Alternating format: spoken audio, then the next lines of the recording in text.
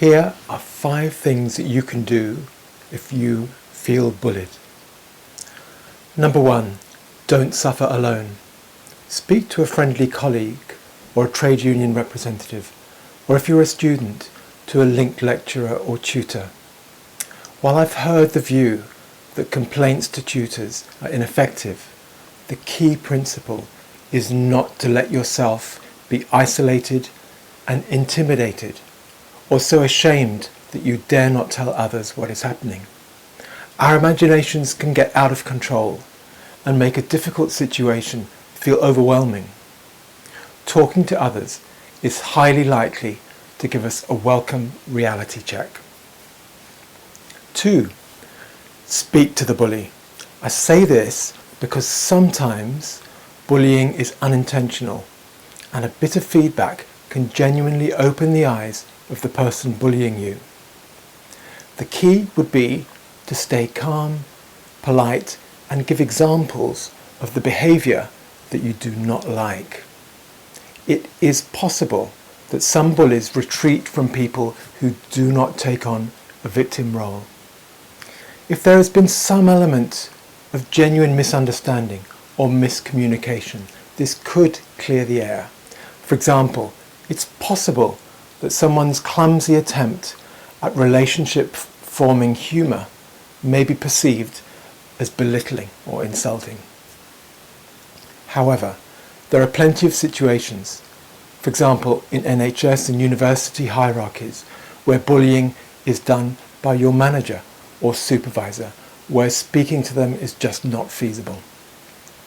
Some advise that if you're being bullied by your manager, you should speak to that manager's manager. However, this could be a high-risk strategy.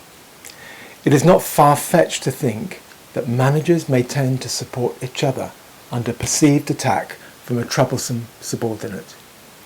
If you don't feel safe with this, maybe there's someone else in another part of the organisation that you trust that you could speak to. And do not agree to meetings called by the person bullying you without first asking exactly what the meeting is about and its status. For example, whether it's a disciplinary meeting. Take a representative or colleague with you. Take notes in the meeting, and do not agree to any suggestions made by the bully without first taking advice. As all the guidance says, stay calm and, if you possibly can, emotionally unengaged. 3. Keep a diary or other record of events that you experience as bullying. Record, if you can, actual words spoken and their tone, for example, raised voice, sarcasm or irritation, along with times and dates. Make a note of emails you may have sent that were not replied to, or phone messages that you have left that were not returned. This could prove useful evidence if you decide to take the matter further. Not replying to your messages can be part of the bully's technique. 4. Get advice from a trade union representative or legal advisor. Perhaps through friendships or family contact, you can approach someone willing to give informal advice. It can be effective to communicate, preferably in some written way, with those in the organisation who you feel are bullying you, stating explicitly what the bullies have said, pointing out any inconsistencies with organisational policies, for example disciplinary or performance policies, and asking for clarification. It's not unusual for managers or those in authority over you to hint at actions in face-to-face meetings that have no place in the organisation's formal procedures.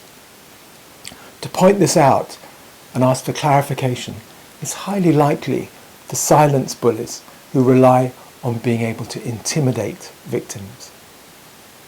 5. Understand what is happening. What I mean is that this is workplace bullying and that it's widespread, unacceptable, and depending on its nature, could be illegal. You do not have to justify yourself morally. It does not cast your character into doubt. It does not cast your competence into doubt. you do not have to consider leaving your course or resigning your job, though this is often our first reaction. It is far better for self-esteem to challenge and stand up. It can be surprising how one act of resistance from you can have a huge effect. Now, if all of these actions fail to change your situation, then it could be time to move to new ground where you will be appreciated and you'll flourish. You could, at the same time, consider counselling, therapy, or analysis, or making contact with groups of people in similar situations, not as a sign of weakness, but as acknowledgement of trauma, and as a promise to yourself to grow from adversity.